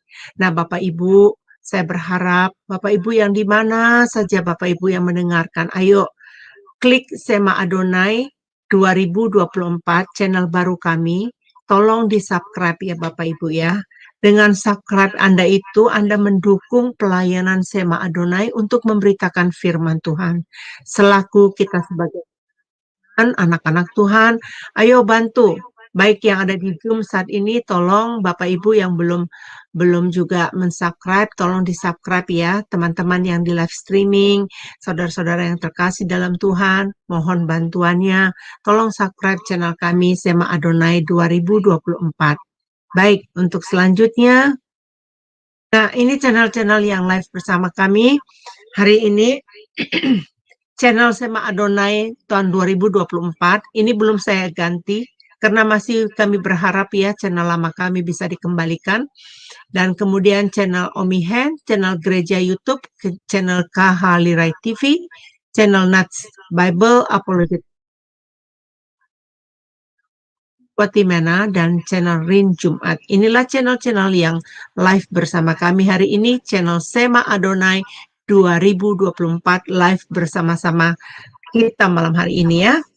Baik, untuk selanjutnya, Bapak Ibu yang terkasih di dalam Tuhan, renungan pagi Sema Adonai dari hari Senin sampai hari Sabtu dilayani oleh hamba-hamba Tuhan yang sangat memberkati ya. Banyak sekali kesaksian Bapak Ibu yang mereka ikut ya, mereka bilang, wah saya jadi rutin masuk di dalam doa renungan pagi sebelum mengambil aktivitas, dan mereka juga bisa mendengarkan kalau memang mereka dalam perjalanan, dalam pekerjaan. Oleh sebab itu Bapak Ibu, ayo teman-teman yang tadinya ada dengar di channel lain, tapi nggak bisa dengar ya, jadi di channel Sema Adonai 2024 aja, Anda klik channel ini, tolong di-subscribe dan tolong dengarkan melalui channel Sema Adonai 2024. Nah, baik Bapak Ibu, inilah pengumuman dari kami. Tuhan Yesus memberkati. Disilakan Bu Aling. Ya, baik. Terima kasih Bu Heni untuk pembacaan acara channel dan channel yang relay ke YouTube. Ya, baik Pak Widi. Ya, Bapak Ibu sekalian, kita akan masuk kepada sesi tanya jawab dan diskusi. Bagi Bapak Ibu yang ingin bertanya, resen terlebih dahulu, maka akan dibuka mute-nya oleh operator kami ya. Baik Pak Widi, untuk materi malam ini sungguh luar biasa ya Pak, kita belajar tentang peringatan terakhir, yaitu tanda-tanda yang diberikan di dalam Alkitab akan kedatang akhir zaman ya, akan kedatangan Tuhan Yesus yang kedua kali. Nah, mengenai tanda-tanda ya Pak Widi, kan tadi dibilang bahwa akan ada orang yang akan mengaku ya, saya Yesus gitu, ada di sini, ada di sana. Nah, bagaimana dengan tanda-tanda yang seperti yang tadi Pak, tanda-tanda ajaib yang bukan seperti orang yang mengaku seperti Yesus ya, tetapi tanda-tanda ajaib yang di langit. Apakah itu orang tidak bisa, maksudnya tidak bisa salah juga Pak kita menilainya gitu, tanda-tanda seperti itu. Kita bisa tahu dari mana Pak kalau itu memang tanda itu memang berasal dari maksudnya dari sesuai dengan Alkitab gitu, gimana Pak untuk membedakannya seperti itu? Untuk membedakannya kita perlu melihat bahwa ada peristiwa alam biasa dan ada peristiwa alam yang tidak biasa ya.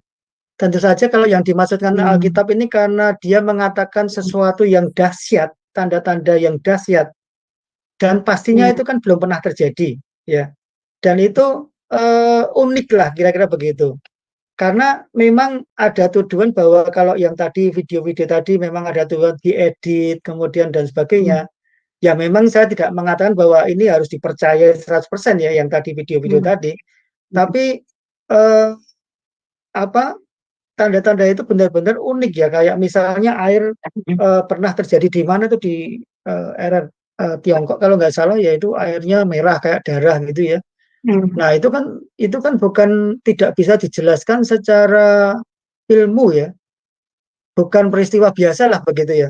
Kalau peristiwa gejala alam biasa kan terjadinya rutin ya, dan Ya, itu memang betul. terjadi rutin. Kalau tanda ajaib ini mungkin terjadi satu kali, dua kali, atau mungkin berpindah-pindah tempat seperti itu, dan itu memang benar-benar tidak bisa dijelaskan secara akal atau secara ilmu ya. Saya kira melihatnya ke situ, membedakannya, Bu. Oh, bahwa itu benar tanda-tanda dari surga ya Pak, ya, seperti itu maksudnya ya, sesuai dengan Alkitab. Nah, saya juga pernah melihat gambar, maksudnya video ya Pak, itu dalam video itu terlihat malaikat turun dari atas langit gitu, terus kemudian naik lagi. Nah, itu seperti itu kelihatannya kan video itu nyata ya, bahwa memang ada kejadian seperti. Nah, itu hal-hal seperti itu bukan hal-hal yang seperti itu maksudnya ya Pak Widi, yang maksudnya yang tanda-tanda yang lain dari yang biasanya dari alam, hal-hal seperti itu ya Pak yang dimaksud ya. Bagaimana Pak? Kan tadi ada tanda dahsyat di langit ya. Di langit ini kan bisa jadi sesuatu yang tadi mungkin di Israel, yang tadi saya cuplik tadi, saya filter ya, nggak semua saya tampilkan, karena kalau yang itu peristiwa alam biasa, saya kira penjelasannya ada begitu ya, itu tidak bisa dikategorikan seperti yang dinubuatkan Alkitab ya. Nah, tanda-tanda di langit ini kan bisa juga penampakan malaikat dan seterusnya, Bu. Ya tidak hanya gejala alam yang tidak biasa, tapi juga karena tanda-tanda di langit kan bisa lihatnya di langit kan, Bu ya. Iya, Bukan betul. seperti misalnya meteor lewat itu kan bukan sesuatu yang aneh, ya Iya, memang seperti iya. itu. Ya itu tidak bisa dikategorikan sebagai tanda-tanda ajaib, karena tanda-tanda ajaib ini frekuensi terjadinya itu apa ya, belum tentu sering ya, dan itu tidak biasa begitu. Ya sifatnya ya Betul. adikodrati ya, adikodrati itu supranatural, Oh bisa iya, jadi maksudnya ya, iya. malaikat seperti itu ya. Seperti itu juga pernah ada ya Pak, bunyi ya Pak yang ya bunyi Eh, itu lepas seperti sangkakala begitu kan, pernah ada tuh yang meributkan seperti itu ya ya Pak. betul, Bu. Ah, Ya, seperti suara sangkakala ada juga saya iya, lihat videonya ya. ah. Wah, seperti itu. Berarti sebenarnya Pak, kalau dibilang tanda peringatan terakhir, sebenarnya kita ini kan dari awal juga sudah arahnya sudah terlihat ya Pak. Maksudnya peringatan-peringatan seperti itu sudah terlihat seperti peperangan, terus kemudian seperti penyakit ya kan, lalu kemudian gempa. Itu sebenarnya kan dari zaman mungkin saya masih kecil kali itu udah terjadi terus kan ya Pak Widi. Cuma Iya, iya mungkin betul. ininya lebih dahsyat kali ya. Semakin kemari Iya, lebih insentifnya lebih tinggi ya Pak, seperti itu ya. ya. Mungkin Dan tadi kan tanda-tandanya. dikatakan belum belum Mm, kesudahannya kan, Bu ya. Kalau sudah mm, kesudahannya ya berarti langit mm. baru, bumi baru, Bu. Betul, betul. Banyak Pak orang yang menghadapi hal-hal akhir zaman ini ditanggapnya tidak dengan iman ya Pak, tapi dengan Iya, rasa takut ya. Maka mereka jadi mudah ya Pak diperdaya ya. Misalnya kalau dibilangin Tuhan Yesus akan datang, jadi saya pernah dengar itu Pak ada penganut yang eh, jadi gembalanya itu mengatakan Tuhan Yesus akan datang, jadi jualah semua hartamu. Kan ada ya Pak seperti itu ya. iya, Lalu iya. bagi-bagikan, nah itu ya kan. Nah, Nah, itu dan dia. orang ya, nah itu paham-paham seperti itu kan. Dan mereka karena mungkin melakukan hal itu karena kurang kurang pengetahuan ininya juga kali ya Pak firman Tuhannya. Jadi mereka mudah diperdaya. Bagaimana Pak Widi? Pak Widi, apakah seperti itu? Ya. Jadi eh, kan penyesatan itu kan berarti ada dua pihak ya, Bu ya, yang mengajarkan, yang menyesatkan dan yang disesatkan. Mm-mm. Nah, tentunya kalau kita sebagai jemaat Tuhan yang digambarkan juga domba, kita juga harus apa ya, pandai memilih dan memilah ya, Bu ya. Mana yang sesuai firman Tuhan, mana yang enggak. Nah, ini butuh memang benar-benar kita sering-sering baca Alkitab, tidak sekedar membaca Mm-mm. tapi benar-benar memahami. Sehingga penyesatan itu tetap nggak bisa kita hindari, Bu. Betul. Tadi yang mengatakan bahwa Mm-mm. oh Tuhan ini akan datang seperti ini ya. Ya Mm-mm. jelas-jelas di Alkitab sendiri juga tidak menyatakan ayat seperti itu bahwa Mm-mm. kejadiannya Tuhan Yesus datang itu pada tanggal tertentu, bulan tertentu, tahun tertentu, Betul. kan nggak ada tuh. Mm-mm. Dari kejadian sampai Wahyu juga nggak bakal ada, Bu. Yang kita bisa sikapi adalah bahwa Tuhan Yesus pasti datang kedua kali. Cuman kapan waktunya itu yang Mm-mm. kita nggak tahu. Yang bisa kita lakukan adalah berjaga-jaga kan. Firman Mm-mm. Tuhan tadi mengatakan berjaga-jaga, kamu harus kuat, kamu harus sabar menghadapi semuanya. Ini belum semuanya, Bu. Tadi kan Betul. peristiwa-peristiwa kan sudah sebagian terjadi dan yang ditangkap, dihadapkan ke raja-raja itu kan sudah pernah terjadi, tapi intensitasnya tidak meningkat seperti perang hari-hari ini. Kalau saya sendiri melihat bahwa di menjelang 2023, 2024 ini, kok tiba-tiba ada perang yang semakin meluas, ya. Itu kan Mm. sesuatu apa ya, Yang sesuatu tidak pertanda biasa kita, gitu ya Pak. Iya. ya kita Maksudnya. mulai iya Mm-mm. dengan Tuhan memang mulai benar-benar harus mempersiapkan diri karena itu benar-benar Betul. harus orang yang benar-benar teguh dari kuat. Kalau nggak Iya. kuat, gugur, Bu. Baru Nah, baru bisa peka juga ya Pak Widya melihat iya, tanda-tanda itu ya. Betul. Nah, Pak iya, mengenai yang tadi yang dibilang kan orang-orang itu ada yang bernubuat dunia akan dunia akan kiamat tahun berapa tahun itu mereka bilang itu nubuat loh Pak. Nah, ini mengenai nubuat ini iya. bagaimana nih Pak? Iya. Heeh. Kan di Alkitab sudah jelas ada nubuat murni, ada nubuat palsu, Bu. Ya kita kan bisa membedakan di dunia ini ada nubuat palsu, ya sudah kejadian sejak zaman Alkitab sampai sekarang, tapi juga ada yang benar-benar nubuat murni, di mana nubuat itu kan tetap harus diuji. Ya, kalau nubuat itu murni benar-benar dari Tuhan itu pasti teruji dan bisa teruji lah ya. Tapi kalau yang nubuat palsu ini yang kita harus waspada dan kita tidak Tidak mudah terbukti untuk ya Pak. Biasanya tidak ya terbukti ya Pak, itu nubuat palsu tidak ya. tidak iya Melihatnya seperti itu ya Pak ya, akan tidak terbukti berarti iya. orang itu bernubuat palsu ya Pak. Iya, soalnya Dari kan mereka kan zaman Samuel mengakunya aja udah banyak Heeh, nabi palsu kan banyak juga Bu. Dari zaman iya, Samuel aja udah heeh, banyak nabi palsu sampai hari ini Bu. betul. Mereka mengakunya ini saya nubuat dari Tuhan itu loh Pak. Mereka lakunya begitu kan. Ini nubuat. Nah ya Akan berarti Tuhan ya Bu. berarti kita membedakannya adalah jika nubuat itu tidak terjadi, maka itu bukan nubuat yang murni dari Tuhan. Seperti itu ya kita Iya menanggapinya ya, betul ya Pak? Iya, baiklah. iya betul Bu. Ya, baik Ibu Heni bagaimana Bu tentang pelajaran malam ini menurut Ibu Heni? Ya, silakan Ibu, apakah mau bertanya atau menambahkan dari mata pelajaran Pak Widi malam ini? Ya, Ibu Heninya mungkin sedang ke belakang ya Pak. Iya, jadi sebenarnya kita tidak perlu takut ya Pak. Kayak seperti kasus kemarin yang corona meningkat ya Pak. Itu kan banyak sekali orang-orang yang menanggapinya sampai ada yang ketakutan sekali gitu. Jadi dia itu bukan coronanya jadi yang menyebabkan apa namanya dia jadi ambruk, tapi rasa takutnya yang lebih besar daripada sebenarnya penyakit coronanya itu sendiri kan. Saya pernah dengar gitu kesaksian orang. Jadi dia saking ketakutannya itu sampai gemetar gitu, sampai seperti orang yang apa namanya eh, cemas karena cemas ya. Jadi setingkat karena kecemasannya itu menyebabkan dia jadi stres gitu. Nah itu hal-hal seperti itu ya Pak sebenarnya yang ini ya. Ya ini ada Pak Simpson, ya silakan Pak. Saya buka mute-nya, silakan Pak. Ya, Ya, selamat malam Pak. Selamat malam semua ya selamat Bapak malam Ibu. Pak. Nah, saya mau nanggapin mengenai video-video begitu yang kemarin yang banyak sekarang beredar ya, atau yang terakhir-terakhir itu beredar yang disinggung tadi di ini pemaparan Bapak Widya.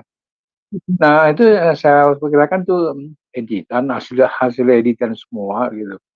Karena kenapa dari bunyi sangkakalanya, kemudian dari cerita orang-orangnya gitu.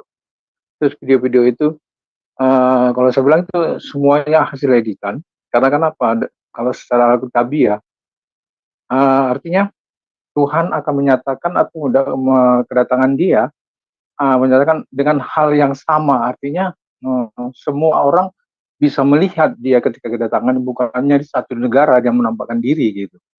Nah, dengan cara yang sama, Dia akan datang. Artinya semua bangsa di muka bumi, semua negara dengan waktu yang sama bisa melihat Dia gitu. Jadi bukan tergantung dengan di negara Israel, Indonesia sudah gitu. Jadi memang kalau yang seperti itu saya berpendapat bahwa itu semua itu hasil editan. Kalau secara alkitabiah kan begitu. Dia katakan aku akan menyatakan diri dan datang dengan cara yang sama, dan artinya seperti itu Bapak Ibu. Jadi semua manusia di belahan bumi ini melihat secara sama ya, secara serentak sama-sama bisa melihat, bukan saja di Indonesia, bukan saja di Israel atau bukan di satu bangsa saja. Jadi maksud saya bilang video-video seperti itu semua hasil editan gitu. Ya begitu aja Pak. Ya, bagaimana Pak Widi tanggapannya silakan ya. Terima kasih partisipasinya Pak Simon. Ya, silakan Pak. Terima kasih Pak Simpson pertanyaannya, tanggapannya ya. Ini pendapat saya sih Pak, pendapat saya kembali lagi melihat ke Alkitab ya Pak ya. Jadi tidak subjektif gitu ya. Jadi kalau kita baca di Alkitab, kita pahami bahwa kedatangan Yesus dengan tanda ajaib itu berbeda Pak. Betul kan yang Bapak sampaikan tadi bahwa ketika Yesus datang semua mata akan melihat. Tetapi tanda yang ajaib tadi itu bisa terjadi hanya di satu tempat tertentu saja atau mungkin berpindah ke tempat lain. Contoh ya, pada saat 10 tulah itu Pak, ya 10 tulah itu kan tanda ajaib juga itu. Itu hanya terjadi di Mesir loh Pak. Di luar Mesir tidak terjadi Pak.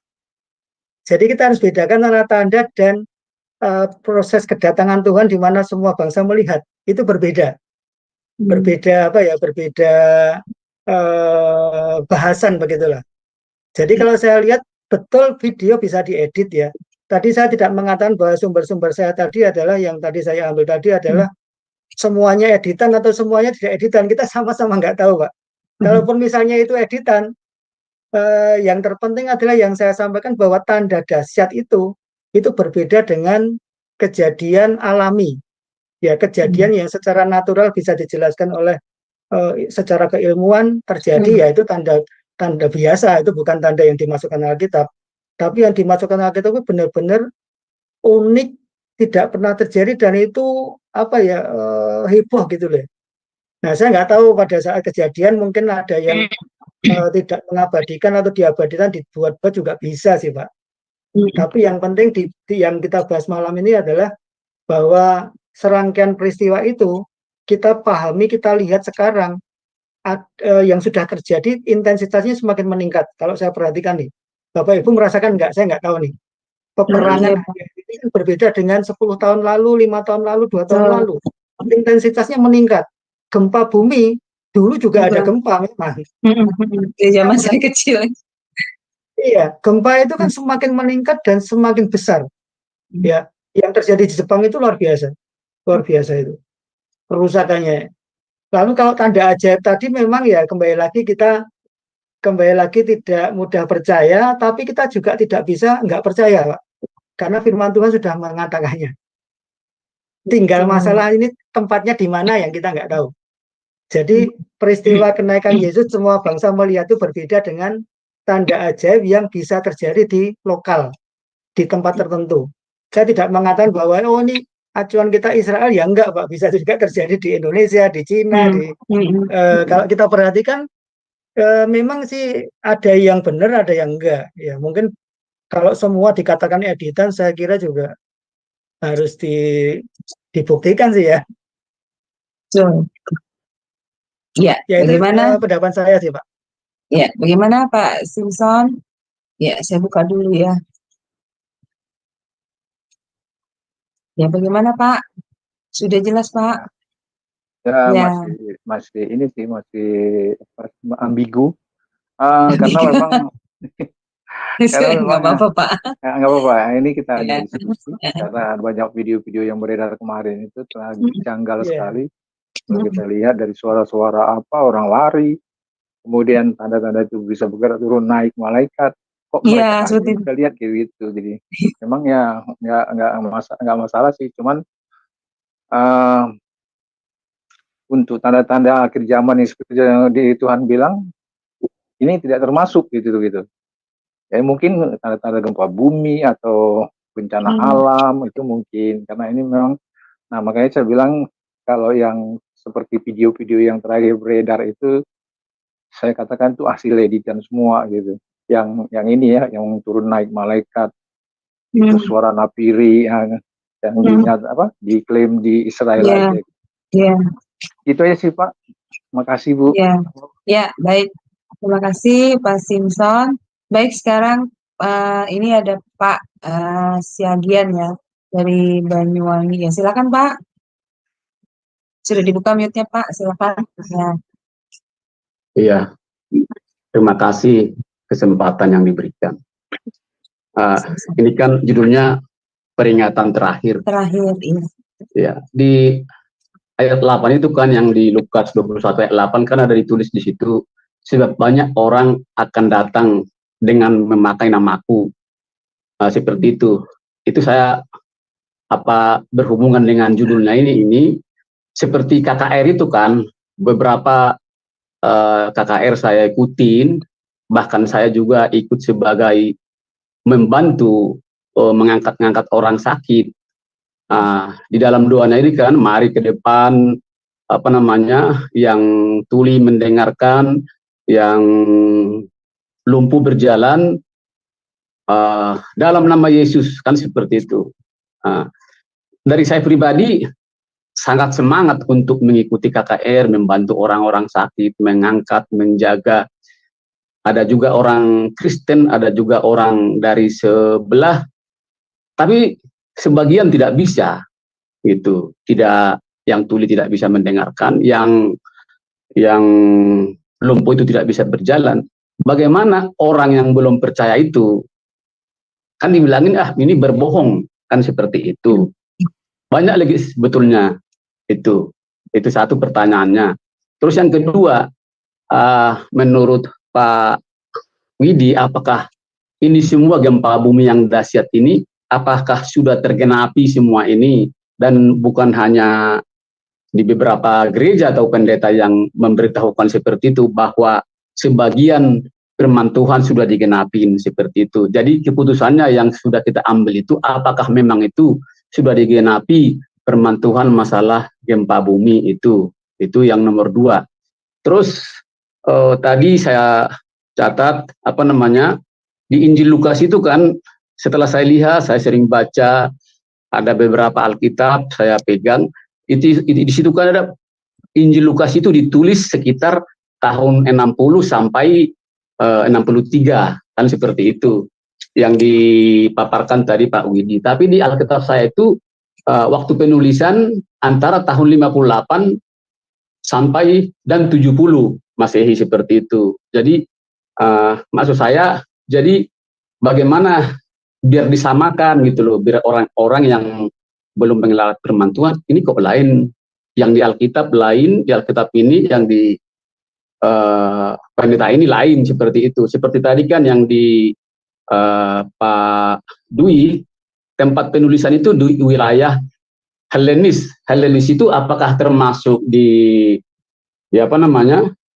kalau di Alkitab saya kan ditulis kemungkinan di Kaisarea atau Roma. Apakah itu sama?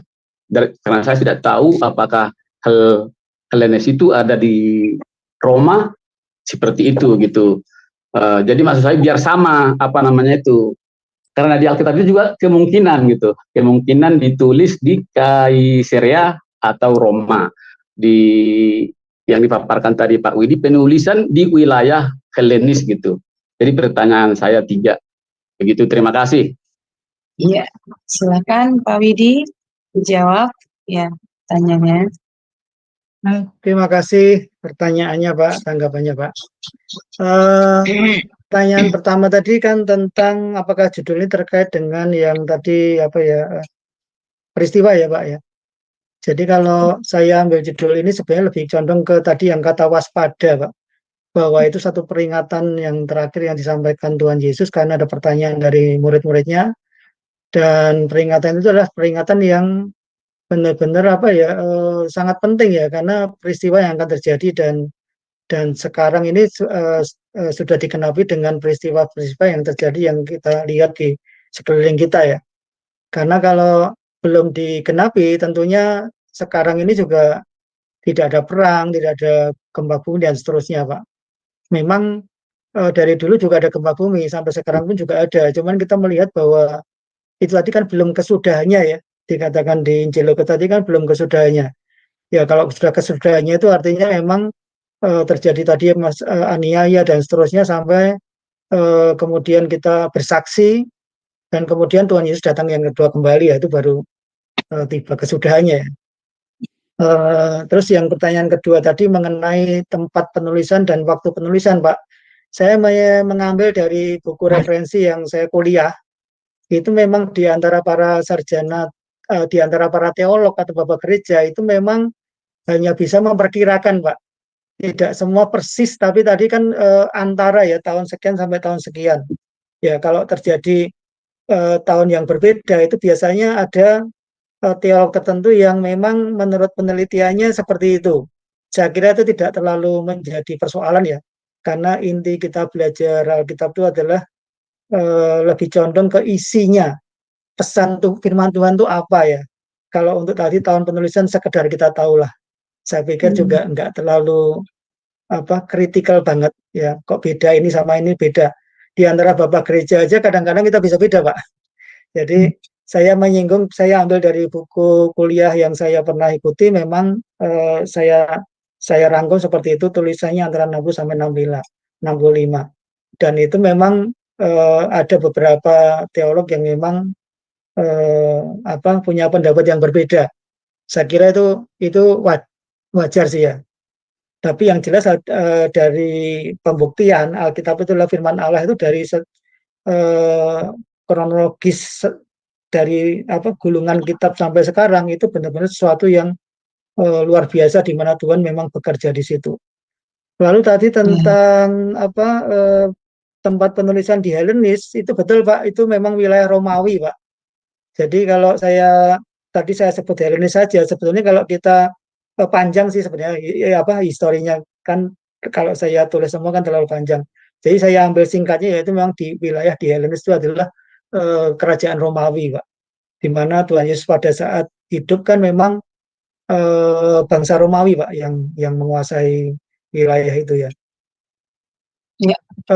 Mudah-mudahan menjawab Pak. Ya, baik. Gimana? Ya, silakan Pak. Sudah dibuka mute-nya. Ya, bagaimana Pak? Sebagian. Ya tadi kan pertama masalah KKR itu tadi yang dalam nama Yesus kan nomor 1 tadi itu. Ada satu lagi belum dijawab Pak. Yang KKR ya Pak yang KKR tadi maksudnya ada yang sembuh ada yang enggak gitu ya Pak? Iya. Ya. Gini Pak, kesaksian di Alkitab sendiri juga kita sekarang di pelayanan ya Pak ya. Memang ketika KKR itu orang merespon firman Tuhan itu ada yang sembuh ada yang enggak Pak. Memang begitu karena imannya Pak. Bukan karena dia seorang yang baru tapi karena imannya. Bagaimana meresponnya, bukan orang yang mendoakannya. Bukan iman dari orang yang mendoakannya tapi iman orang yang doakan. Saya pernah satu kali saya konselor di satu KKR seperti itu Pak, KKR kesembuhan ya Pak. Kebetulan saya konselor yang melayani seorang yang buta Pak. Ya, di mana pada saya itu di orang yang saya layani ini dia tidak langsung sembuh Pak. Jadi dia cuman pada saat saya tanya kita doa benar-benar saya minta dia punya iman yang tadi disampaikan oleh hamba Tuhan. Dia belum sembuh total tapi dia udah merasakan sedikit melihat ya. Nah, saya pikir lalu saya katakan bahwa besok Bapak datang lagi karena ini KKR-nya kan kurang lebih 4 hari ya. Jadi memang kalau di Alkitab sendiri kan Yesus saja yang mendoakan orang-orang yang datang kepada dia itu kan ada juga yang nggak sembuh Pak. Ada juga yang cuma menjamah jubahnya langsung sembuh. Ya, apakah itu orang Kristen sudah bertobat? Belum juga. Wanita yang kendaraan itu ya. Dan ada banyak lagi mereka yang nggak percaya nggak sembuh. Di Alkitab sendiri kesaksiannya seperti itu. Jadi sampai hari ini itu tetap relevan. Jadi kesembuhan itu terjadi karena iman orang yang merespon firman Tuhan atau khotbah yang disampaikan. Ya, bagaimana Pak Siagian? Ya, terima kasih semua penjelasannya bisa saya terima. Terima kasih. Ya, terima kasih Pak. Baik, masih ada satu lagi ini Pak Aron ya. Ya, silakan Pak Aron. Sudah dibuka mute-nya. Ya. Belum ya? Ya, silakan Pak. Oke, shalom ya, selamat malam semuanya. Tuhan Yesus memberkati, sangat luar biasa pemaparan malam ini Pak, dan saya juga sangat tertarik ya, apalagi yang Bapak jelaskan poin di mana banyak orang ini agak ngeri ya meramalkan atau menubuatkan tentang akhir zaman. Dan kalau kita lihat kebelakangan ini emang ramai sih individu-individu itu berlumba-lumba untuk meramalkan kiamat ya Pak. Apalagi di abad ke-20 dalam masa satu abad aja itu lebih dari 20 orang. Dan yang membuat kita bingung ini, mereka meramal harusnya pergi ke pertobatan, tetapi kebanyakan itu hanya mencari nama toh. Sedangkan topik ini benar-benar ngeri gitu. Dari dulu lagi Yesus sudah berkata kerajaan Allah sudah dekat, bertobatlah. Sekarang ini orang suka meramal ya. Oke, iya, sangat luar biasa sekali ya malam ini Pak.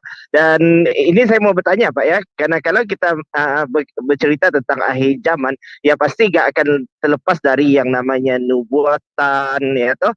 Jadi ada beberapa individu itu diberi karunia ya, ataupun saya juga gak tahu apa karena itu adalah pribadi lepas pribadi itu, ada yang mengatakan pengalaman mereka itu kayak bermimpi mendapat penglihatan terjadinya kecelakaan di sana dan hal itu benar-benar terjadi, terus dapat itu benar-benar terjadi. Itu kira-kira gimana menurut Bapak tentang Mimpi. penglihatan seperti itu ya, baik dari mimpi atau baik dari tergerak dari hatinya atau entah apapun gitu.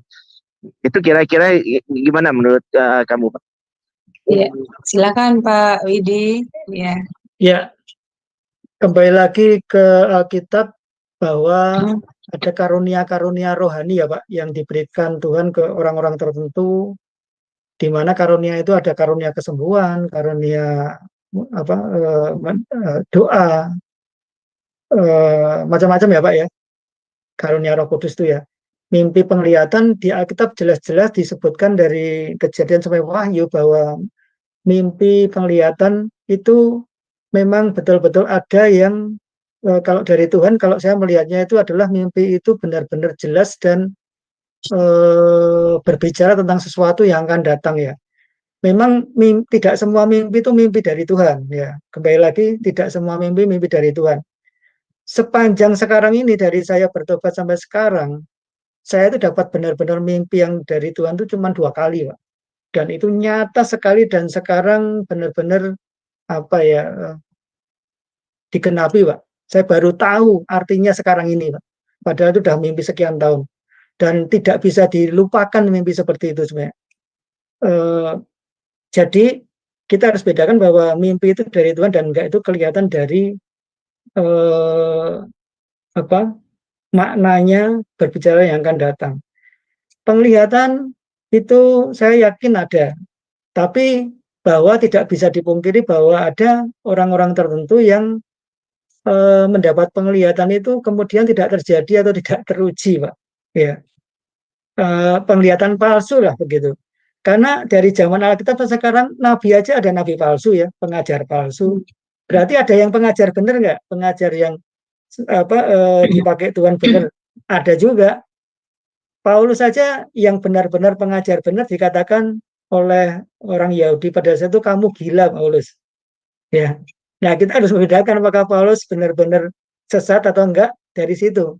Karena kalau ketika menyampaikan firman Tuhan dan orang itu kemudian kena maka itu berarti bahwa pengajaran itu benar-benar pas sesuai dengan apa yang Tuhan mau ya. Saya kira kalau tadi ada orang menyampaikan penglihatan, kemudian kita memang yang pertama tidak istilahnya menguji ya, artinya menguji dulu, kita tidak langsung nggak percaya dan kita coba doa, tanya Tuhan bahwa tadi penglihatan tadi seperti itu bagaimana gitu ya. Nanti pasti kita akan dituntun. Kalau di hati kita kemudian ada damai, sejahtera, itu tandanya memang itu betul dari Tuhan. Ya. Tapi juga ada yang palsu karena kan iblis juga bisa menunggangi karunia seseorang ya. Menjadi dimanfaatkan kepentingan iblis. Betul, yang seperti Pak, itu betul. juga enggak sedikit. Ya. Ya, tandanya bahwa orang punya karunia juga harus punya karakter, Pak. Karakter Kristus. Karena kalau orang punya karunia enggak punya karakter Kristus, sudah bisa dipastikan dia agak melenceng, Pak. Kuasa dari mana ya Pak? Ya, yang terjadi adalah sebagian itu dia tidak dibarengi karunia dengan karakternya, karakter Kristus tadi. Akhirnya dia menjadi kesaksian. Saya punya gembala pembina juga punya karunia itu Pak, dulu bekas dukun. Dan dia kemudian bertobat jadi hamba Tuhan. Itu beberapa kali menubuatkan saya dan itu betul terjadi, Pak. Nah, yang seperti itu murni. Karena kalau kita sejahtera kemudian teruji, dia bisa diuji itu berarti murni dari Tuhan. Tapi kalau diuji kemudian ada sesuatu yang aneh, kita merasakan bahwa itu menyimpang, nanti pasti akan ketahuan sih. Pasti akan terbongkar dengan sendirinya. Ya, baik. Gimana, sebentar, saya buka dulu. Gimana Pak Ron? Ya, luar biasa dengan jawabannya Pak. Terima kasih Pak. Tuhan Yesus memberkati. Karena Terima kasih, karena Pak. jujur saya katakan ya kan banyak orang yang tidak sedikit yang mendapat karunia seperti itu, tapi mereka pada takut untuk menceritakan ya, apalagi mau berkongsi di mana orang akan mengatakan kamu halu, kamu ini, sedangkan di dalam Alkitab itu benar-benar ada. Cumanya seperti yang Bapak katakan tadi, takutnya nanti tidak murni atau takutnya nanti hal itu belum terjadi, orang udah tidak mempercayainya, jadi moralnya udah down ya kan, karena nubuatan itu betul, Pak. Tidak tahu, mungkin 1 bulan akan berlaku, kadang sampai 6 bulan, kadang 1 tahun baru benar-benar berlaku gitu. Yang penting kita harus sentiasa berhubungan dengan Tuhan, berdoa dengan Tuhan, apakah ini benar dari Dia atau tidak ya. Yang penting ujilah setiap roh ya. Oke, terima kasih Pak. Sangat luar biasa ujilah setiap roh. Terima kasih juga dengan Bu Ali. Terima kasih ya. Shalom, Sama-sama Pak Tuhan Ron Yesus memberkati. Ya. Amin. Baik. Ini ada Pak Simpson lagi bertanya, dan ini adalah pertanyaan yang terakhir ya, Bapak Ibu sekalian, karena juga waktu sudah semakin larut. Ya, disilakan Pak Simpson. Ya, baik. Saya hanya mau menambahkan tentang pernyataan yang barusan aja. Memang benar, kadang Tuhan itu menyatakan diri melalui 3, yang selalu menyatakan melalui, satu itu menampakkan diri, kemudian melalui mimpi, dan secara audible, suara gitu. Nah, suara saya Samuel kecil secara audible, dan mimpi ada banyak hamba-hamba Tuhan seperti Hana mendapat mimpi gitu. Nah, mengenai penyataan langsung itu, secara langsung itu biasanya Tuhan Yesus tidak menyatakan diri langsung berbentuk dia Tuhan gitu. Tapi selalu dia kalau menyatakan diri dengan cahaya sinar yang kemilau, yang sangat-sangat itu gitu. Jadi pernah saya juga mendengar kesaksian seseorang, jadi kan dia katakan, saya bertemu Tuhan Yesus dengan pakaian berbaju putih, berwujud kakek-kakek. Nah, saya meragukan kesaksian dia gitu.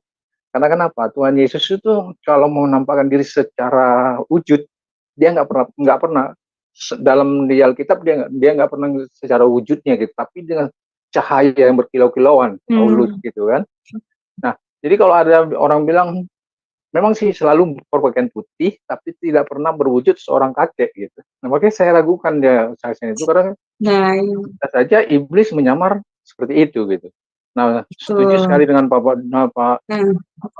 dengan Bapak Widi, kalau memang mimpi atau pernyataan atau audible yang kita dengar itu, kalau kita lihat gitu, apakah mendatangkan damai sejahtera gitu, ketika kita habis bermimpi gitu.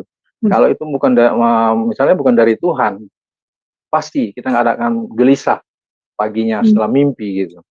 Nah, mengenai pernyataan tadi, saya mau sampaikan juga, nggak pernah Tuhan Yesus menampakkan diri secara wajahnya langsung. Sinar cahaya, oke, baju putih nggak apa-apa, tapi dia nggak pernah menjelma jadi seorang kakek gitu. Nah, itu nggak pernah, kecuali seorang malaikat gitu ya.